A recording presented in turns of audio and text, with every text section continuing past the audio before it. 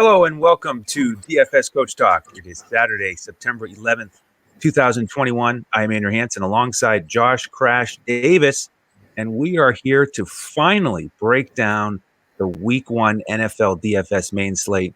And Josh, what an exciting day. You are really celebrating this day in style with a plan to go watch your Packers. Yeah, we're going down this weekend. We just decided yesterday, kind of last minute, but we decided we're going to go ahead and head down to Jacksonville this weekend. So super pumped for that.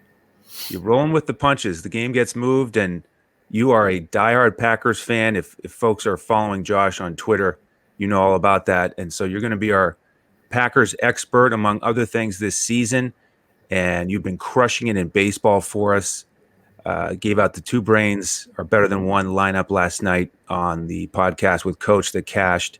But you've had a great season in baseball, and now I'm really pumped to be able to do football with you. So we're going to do a lot of these main slates together.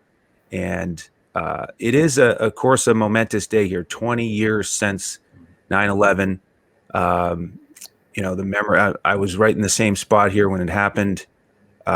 Just an incredible situation, and we have a lot to be thankful here to be able to be on here talking about football. Still alive. It's a great day to be alive, Josh, and I'm pumped to do this with you. Absolutely. All right. So what we're going to do today is we're going to go position by position to try to get everybody ready for the main slate. And we may do some different formats here throughout the season. Last year, we did a lot of podcasts where we went game by game. But today we're starting position by position to get everybody ready. So let's start with quarterbacks. We'll end up hitting the running backs. We'll hit wide receivers. We'll hit tight ends. We'll even mention some defenses. So let's start with some quarterbacks. I'm going to start out with Russell Wilson as a potential pay up against Indianapolis. And Wilson is just so solid. Great stats across the board. Obviously a mobile quarterback. And the way to beat Indy is through the air. This is the third highest total on the board at 49.5. And I just love these weapons here. DK Metcalf, Tyler Lockett, they made us a bunch of money last year. You throw in Gerald Everett. You've got Disley. So you've got, and not to mention Carson, but he's doesn't have the greatest matchup this week. So I think they're going to go through the air more. Wilson is reasonably priced at $7,000. So there's one guy you can look to if you want to pay up. Yeah, I definitely agree with that play. I like Russell Wilson a lot this week. So nice. So who's your first pay up quarterback? My first pay-up quarterback is actually going to be Patrick Mahomes. He's 8,100 on DraftKings. I know that may not be a name that you think of when you think of a tournament play, but what I'm thinking is a lot of people are going to go with the higher-priced halfbacks this week, kind of cram all three of them in there. And so it's not going to leave a lot of salary for a guy like Patrick Mahomes. If you look back at the game last year in the playoffs against Cleveland, he had 230 passing yards in the first half. Which obviously he got hurt in the second half and right early in the third quarter. But I think that there's going to be a lot of opportunity for him. They went out, Kansas City went out after the Super Bowl after they got dismantled on the offensive line, re-solidified their offensive line with Joe Thuney, Kyle Long, and of course traded for Orlando Brown. So I really think that Mahomes is going to have a lot of time to find Tyreek Hill and Travis Kelce, McCole Hardman, all the top targets. So I'll definitely like Patrick Mahomes this week. Nice call. Yeah, I had a lot of exposure to him in that playoff game against Cleveland, and that I felt that injury when he went out because he was absolutely rolling. And you're right, it's going to be really crucial to see how that new offensive line comes together. And if you want to have a GPP stack, you got to pay for it with the Chiefs if you want to pair him up with Kelce or Hill. But yeah, nice contrarian potential pay up there on this slate. All right, my next quarterback might be my favorite. It's Tannehill. 6,500 on DraftKings against Arizona. This one is the second highest total on the board, 53.5. And Tannehill, I think, is just still a little bit under the radar. He really had a strong season, almost 4,000 yards last year, 34 touchdowns, only 8 interceptions, mobile as well. Ran for 272 and 8 scores. And it's a high-powered offense. I'm just extremely bullish on this offense this year, Josh, with the addition of Julio Jones to go along with Henry, the crusher out of the backfield, and A.J. Brown, very strong. And then you've got the Arizona secondary that's really hurting after the retirement of Malcolm Butler. Mm-hmm. So this is a potential game stack. Tannehill, very fair price. So he's probably my favorite quarterback this week on DraftKings. Yeah, I definitely like Tannehill. He's a guy that I targeted pretty heavily in my season-long fantasy drafts this year. So as did I. Yeah, definitely want to get a lot of Tannehill this year. So, all right, who's next for you? So for me, next is going to be Matt Ryan. He's 6,000 on DraftKings. As you mentioned, he did lose Julio Jones this offseason, but they've still got Calvin Ridley there and drafted Kyle Pitts in the first round. And they're going to have to rely on their passing attack because their running, backs are kind of weak. So I think they're going to be pass first and often, So definitely like Matt Ryan against the Eagles secondary, which struggled pretty badly last year and didn't really do much to solidify it this offseason. So yep, I like it.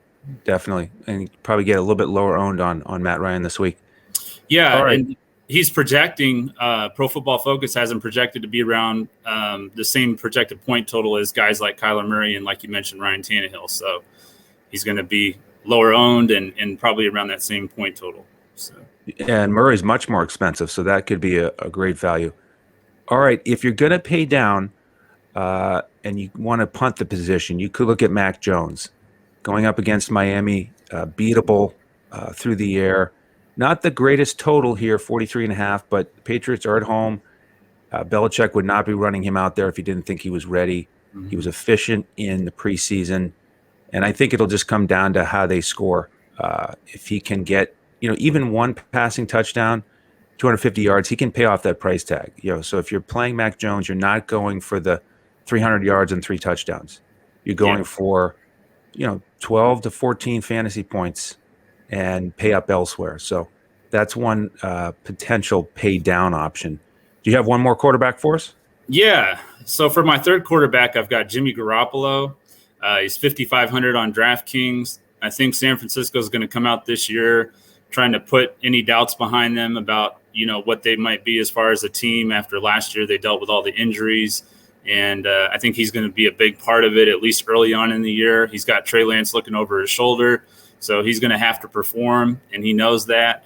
He's got a lot of weapons in George Kittle, Deebo Samuel, Brandon Aiyuk. So I think he's going to have a great day on Sunday. And the San Francisco lineup in general should have a really good game. So yeah, they should. I have a feeling we're going to be talking about them a fair amount here throughout the show. Yeah. And I love that matchup. All right, Josh, let's transition to the running backs. And my first pay up here, hopefully you don't wince. And let's see what the feedback is. I've got Kamara against your Packers. Another high total here, 49.5. And according to Pro Football Focus, the Saints have a 43% run blocking advantage. By the way, we're really excited about our partnership with Pro Football Focus. If you missed the opening podcast that I did with Joe on the Thursday night game, which, wow, what a game, by the way. That was a lot of fun. Yeah. Great way to start the season. But we've partnered with Pro Football Focus this year, and we're sharing a lot of their data with our members, and they are the best. So just thrilled about that. And for folks who want to take advantage of that, you can become a member at DFS Coach Talk and join us for all of our NFL lineups. We give out full lineups on FanDuel, usually 2 hybrid lineups and a GPP, full lineup on Yahoo, and then our coach's clipboard on DraftKings with a bunch of choices and some highlighted core players. And so we have a season-long package on our website for $350. If you pick that up, you get access to all of our sports from now until the day after the Super Bowl. So you get baseball lineups every day, basketball lineups throughout the preseason and the regular season, every slate, golf lineups every week. So dfscoachtalk.com if you want to sign up, and we'll send you an email, get you into our Discord, and do that this weekend so you can get the week 1 lineups tomorrow. All right, so back to Kamara here. The guy is just a stud. We actually talked about him in the preseason a little bit with his tremendous shiftiness, and averaged almost 5 yards a carry last year, went over 1,000 yards, 88 receptions. The guy is just so versatile, PPR monster. I think they're going to rely on him as they try to settle that quarterback situation. So you can get him for a little bit cheaper than some of the other guys up top, and I like Kamara here. Yeah, I do like Kamara. And the reason that I do is because there's not really much else around him. I mean, you got Marquez Callaway, who I've seen a lot of people are on, but if he draws Jair Alexander, I don't like that matchup at all for him. Traquan Smith, I don't know if you saw that or not, but he was ruled out yesterday, so he's not going to be out there. There's just not a lot that Jameis Winston could feel comfortable about throwing to at all. So I feel like Kamara is going to be probably 75% of their passing attack. So, yep, excellent. Do you have a pay up running back for us? Yeah, my pay up running back is going to be Dalvin Cook. He's 9,100 on DraftKings, which is a little bit cheaper than Christian McCaffrey, who's projected to be one of the higher owned backs on the slate, obviously. And he's really just kind of like Alvin Kamara. He's the heart of that offense. And when they don't have Dalvin Cook out there, they're just not the same team.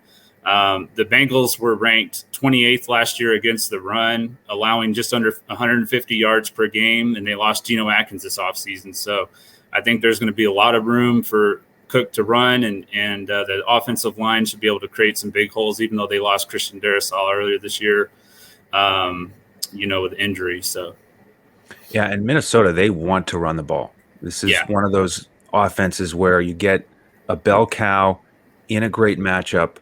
That makes a lot of sense to me. So he should absolutely eat. All right, James Robinson is next for me, 6,400. And I could really complete the analysis here, Josh, just by saying that they are playing Houston. That's going to basically do it for this season. I mean, Houston, my feeling here is that they're just trying to tank. They are, trading guys away. J.J. Watt is gone. They just traded Roby. I don't think they want to win. I think they want to get a high draft pick. And this is, I read through their roster before the season. That was how I kind of started to prepare for the year. Just reading through the rosters, obviously keeping tabs on who's in, who's out on these teams.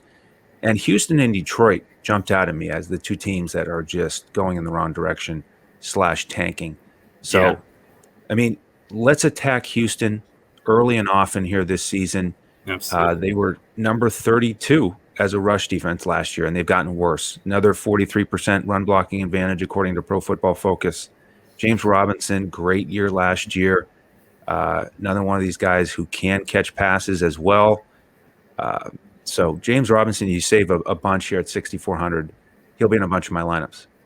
Yeah, I definitely like James Robinson. I think people were kind of off him there for a while when they drafted Travis Etienne, but with him being injured, it's going to be James Robinson early and often, like you said. Exactly. Yeah. For my second running back, I'm going to go with Joe Mixon. He's 6,200 on DraftKings. He's the man now in Cincinnati with, Gio Bernard is in Tampa. He's been popping up in all the Pro Football Focus optimizers that I ran. And I just think that he's going to get a heavy workload pretty much all year. They've got, Samaj Perine and Travion Williams behind him. So it's going to be a heavy workload for Joe Mixon this year. Yeah, they've come out and said they want him out there as much as possible. Again, you love the bell cow situation for him. Good price. I like that play. Last one for me here, Mostert, Mr. Raheem against those Lions that I mentioned. Again, 28th against the run last year, and even better, 69% run blocking advantage here for San Fran. He averaged 5 yards per carry last year, and he's just hungry. I love his story. He gets after it. He doesn't take a play off, and we know that Shanahan loves to run the ball. They're big favorites here, 9-point favorites on the road. So that's always a good scenario with Vegas for a team that likes to run the ball. So, what do you think here about Mostert as a little bit of a pay down mid-tier option? Well, what I think is I've got the same guy.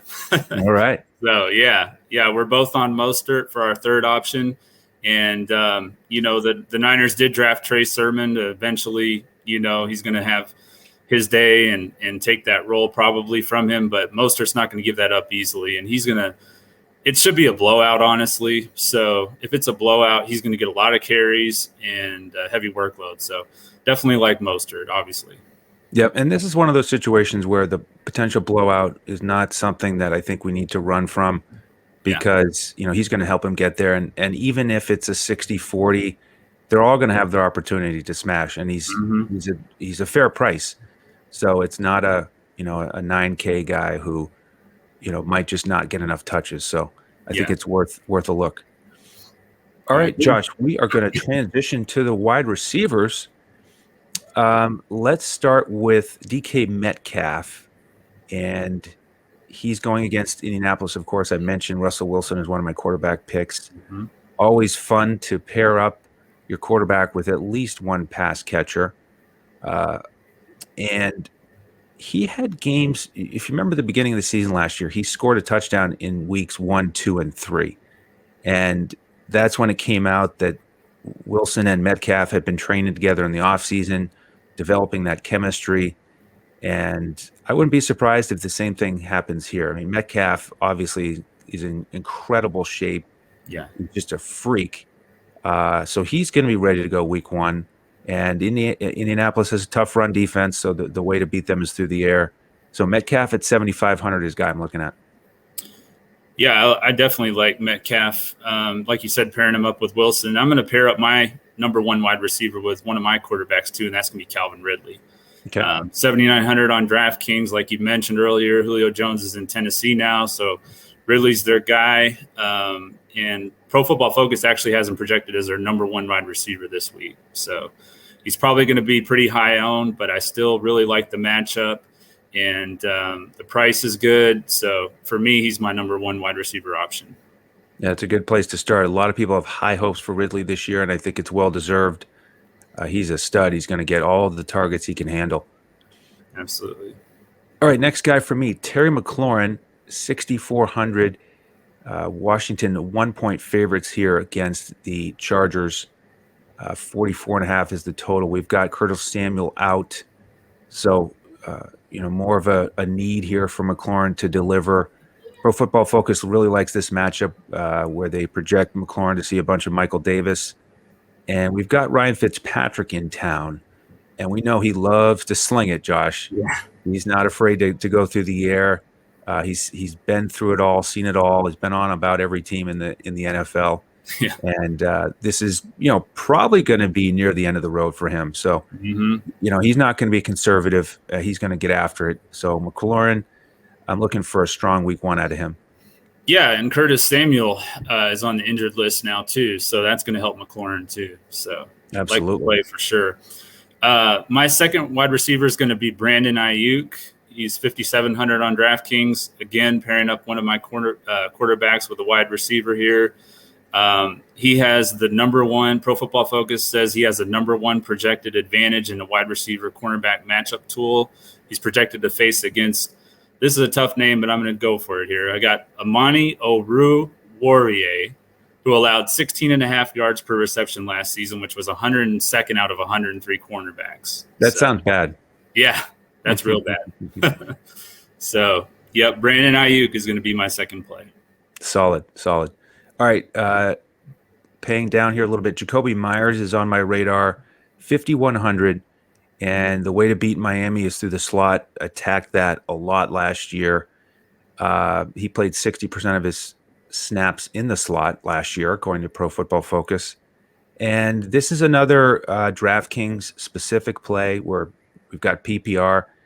Again, the scoring system, ultra important here. Really dictates how we're going to make our selections. And Myers is a bit of a security blanket. He'll hit that slant pattern for 8-10 yards, and they just add up over time because he's going to be the number one guy here. We've got Aguilar questionable. So Myers is a guy that I think really built up a lot of confidence last year. Didn't get in the end zone, but they did get him in the end zone early in the preseason. I think they made it a point to get that monkey off his back. And I think there's a good chance he'll score again this week. Yeah, I definitely like Myers this week. My next guy is going to be the other Marquez in this matchup with the Packers and the Saints. I hear a lot of people talking about Marquez Callaway, and I feel like they've kind of forgotten about Marquez Valdez-Scantling. He's 3,700 on DraftKings. He actually led I don't know how many people know this, but he actually led the NFL in yards per reception last year with 20.9 yards per reception.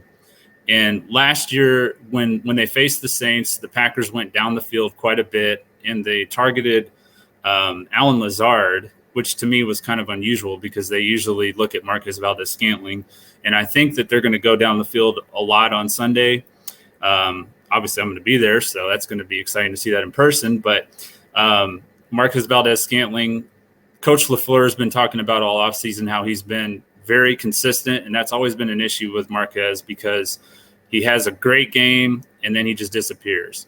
So if he can become consistent, that's really scary because you got Devontae Adams on the other side. So Marquez Valdez-Scantling is going to be my third wide receiver. Yeah, I like that he is a deep threat, and that does play into that inconsistency where so many times we saw Rodgers go deep to him, and if he hauls it in, he's going to pay off value that day. So that'll be a lot of fun. Nice price there. I like the GPP upside for him in what could be another high-scoring game like it was last year, 37-30. Yeah, definitely. All right, one more guy for me here, Corey Davis. I think he's way underpriced on DraftKings at 4,900. The Jets are getting 4 points against Carolina. They should be throwing it a bunch. And positive matchup here for Pro Football Focus. And Zach Wilson apparently loves throwing it here to Davis. That was the main guy throughout the preseason. Jamison Crowder's out, so they need Davis to step up here. Again, 4,900 I think is a real strong value. I think he'll be very popular, but sometimes you get one or two chalk guys in your lineup at a low price like that, and that's fine. You're still going to be able to differentiate with the rest of your lineup. Yeah, definitely like Corey Davis. I feel like he's kind of been hidden in the previous teams he's been with, and he's ready for a breakout season, I think, with Zach Wilson. So excellent. Like Corey Davis. My fourth wide receiver is going to be Marvin Jones from Jacksonville. He's 3,600 on DraftKings. He's just simply too cheap for a wide receiver one against, like you said, a team that's playing for that first pick. So definitely like Marvin Jones. Even if he's chalky, I'm still going to play him. It's good value for sure. Excellent. All right, before we get to the tight ends and defense, I just want to invite folks to subscribe to that YouTube channel. If you haven't already, we'd appreciate that. Hit the like button, hit the alert button so you know when these podcasts post. We're going to generally post these on Saturday. We're going nice and early here today. This is breakfast time, Josh. It is. We got to get you out the door to get down there to cheer on your Packers and MVS. So hit the alert button so you know when these are going to post. And then you'll get our other podcasts when they pop up. We've got some baseball podcasts here going multiple times per week. Golf, of course, and basketball right around the corner. So appreciate your support there on YouTube. Also, I'm sure Joe Stanton would want me to mention to please retweet our pinned tweet on Twitter at DFS Coach Talk for a chance at a free membership. All right, let's hit a couple tight ends here. I'm going to start with TJ Hawkinson. I like him in general this season as a volume play. The Detroit wide receiver core is a bit of a mess, and even if they're tanking, they're gonna have to try to move the ball here. Hawkinson, a nice safe option. It's a bit of a tough matchup here with Fred Warner and San Fran, but Goff really likes tight ends. I think he'll rely on Hawkinson, who's ascending. 4,900. If we pay up here with some of these other guys we talked about, you got to get some value in there. So Hawkinson, an option for me. Yeah, I like that call. I think you were talking about how Goff likes tight ends. That's probably going to be the most talented tight end he's ever had to work with. So yeah, exactly. Definitely like that call. So for me, my first tight end is going to be Kyle Pitts. He's 4,400 on DraftKings. He's probably going to be the most owned tight end, and it's deservedly so because he's projected to be a top 5 tight end this season. So for probably a mid-range tight end value, you're getting a top-tier tight end, and the Eagles were 28th in fantasy points allowed against tight ends last year. So definitely like the matchup for Kyle Pitts. Yeah, I wrote a note down last night on that matchup because remember last year it was Kittle who went for 15 catches and 183 against Philly. So they absolutely can be had at the tight end position. I like that. I'm going to go with your man, Bobby Tunyon, next here, 4,200. Again, high total here. It was 37-30 last year. He went for 550 and a score in that matchup. and just a touchdown machine. 12 touchdowns last year. Yep. And, don't know if we'll get that much again this year, but we're not playing season long right now. We're playing DFS, and season long was a lot of fun here to get some drafts going. But I'm pumped here that we're ready in DFS. We're focusing in on these matchups, and Tunyon at 4,200, another way to pay down at tight end. Yeah, obviously I like that call, but Tunyon is a great red zone target. So. Yep, a lot of confidence. When Rodgers has confidence in you, that really bodes well for your touchdown upside, doesn't it? Absolutely. For my second tight end, I'm going to go with Dallas Goedert on the same game. One of the only teams worse than Philly last year against the tight end was Atlanta. They were actually ranked dead last. So he's right around the same price point as Kyle Pitts, so it's a nice contrarian option there for people that don't want to pay for Pitts because of the fear of how owned he's going to be. So definitely going to be looking at Dallas Goedert, some in my GPPs. Nice call. All right, defenses here. Let's finish there. And San Fran is my top choice. 4,200. Definitely have to pay up for him at the position. But again, it's Detroit. Huge favorites here. Strong defense against a bad offense. We know Goff can turn it over. So it's just one of those feel-good plays. You feel solid about it, and you're willing to pay up a little bit. Yeah, definitely like San Francisco's defense. Like you said, you do have to pay up for them, but well worth it. So for me, my top defense is going to be the Bills. I think they're probably going to be pretty high owned because 2,500 is pretty cheap for a defense as well, respected as Buffalo's defense is. And there's a lot of question marks on that Pittsburgh offensive line. So I think they're going to be getting after Big Ben early and often. And they actually project, Pro Football Focus projects them as Pittsburgh as the lowest pass blocking offense this week. So. Yeah, it's going to be a lot of fun to see how Pittsburgh evolves with their new offensive coordinator. I read that they're going to be using a little bit more pre-snap motion, and they're going to get under center more. We've seen Ben back in shotgun a ton. They led the league in that last year. And so will there be some growing pains for Pittsburgh in week one? We shall see.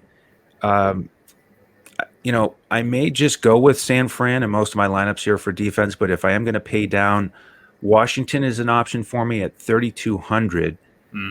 Many consider them to have the best defensive line. We've got Ron Rivera, the defensive mind at the helm. And the Chargers is not an easy matchup by any means with Herbert and company, but lower total here, 44.5. And I just, in general, I think you can feel pretty solid about Washington. Not getting run through and around. So it's a little bit of a pay down choice if you don't want to pay up for the 49ers. Yeah, I like it. They're one of the bigger surprises last year, I think, with their defense. I mean, they really dominated some games and won some games for them last year. So definitely like the Washington defense. For me, my second option is going to be the Dolphins defense, which is 2,900 on DraftKings. They did have one of the top secondaries in the league last year. And I feel like Brian Flores, with his familiarity with the Patriots and everything, he's going to run some schemes that might confuse them a little bit and, kind of confuse the young Mac Jones also. So, man, that's going to be a key matchup for you and I here. As I've got Mac Jones as a potential punt play at quarterback. And, it's the one thing about that matchup, because of that familiarity, is you see a lot of, 17-10 type games. True. So, it's just unlikely to be a high scoring game. So I like the safety of that play, where they're not going to give up 35 and lose points in that way. But I'm going to be glued to that one to see how that chess match plays out. It's always fun to see Belichick go against his former assistants, and sometimes it doesn't work out because they do know him that well. But they haven't seen Mac Jones either. Yeah. So that'll be an interesting dynamic. All right. Well, I hope that helped everybody get ready here for week one. We are fired up at DFS Coach Talk to finalize our lineups. We started with a hybrid in the Bucks Cowboys game that cashed in every contest, so we're off to a solid start. Josh, any final thoughts here before week 1 other than, I mean, are you going to be able to focus tomorrow with your lineup, or are you going to I just don't know, man. I'm pretty pumped. Pretty pumped. So, yeah. That is awesome. Yeah, it's going to be a great first week of the NFL. We had a great start to it with the game on Thursday, and it was a lot closer than I thought that game was going to be, actually. And I think we're going to have a lot of great matchups on Sunday too. So, yeah, Coach's Cowboys put up a real strong fight there, but couldn't overcome Brady with that ball in his hands with under 2 minutes to go. So, if we can get like 80% of that drama here for the rest of week 1, I'll be happy. Absolutely. All right, Josh, we'll have an awesome time at the game, and be talking to you here tomorrow morning as we finalize these lineups. But again, thank you all for tuning in. On behalf of Josh Crash Davis and the rest of the DFS Coach Talk team, I'm Andrew Hansen. We'll see you next time as we look to crush it in DFS.